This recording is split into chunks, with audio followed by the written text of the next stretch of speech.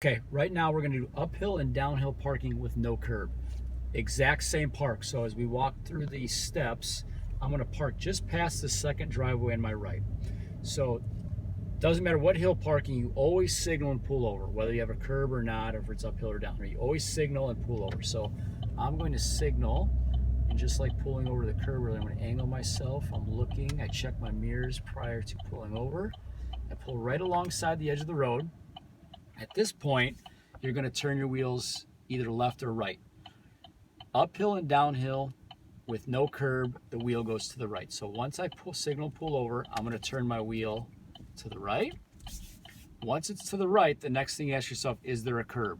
If there's a curb, you put it in neutral. Since there is no curb here, you skip the neutral step. I'm going to go right to park, and then I'm going to set my parking brake, which is over on the far left side. There's a little pedal. I'm just going to push down on that.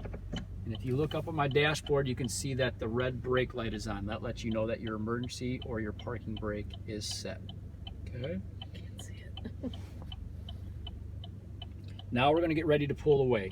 You undo your steps, just reverse your order. So the last thing I did was set my parking brake. So the first thing I'm going to do is release it. So I'm just going to push down on that pedal. My parking brake is off. I'm going to shift to drive. Again, your foot needs to be on the brake before you shift gears. I'm going to straighten my wheels. Remember, my wheels were turned to the right, so I need to straighten them before I pull away so I don't end up in the neighbor's yard. Straighten my wheels, and then before you pull away, you always do mirror blinker blind spot. So I'm checking my mirrors at the same time I signaled left. I look over my left shoulder, check my blind spot. It is clear, so at that point I take my foot off the brake and I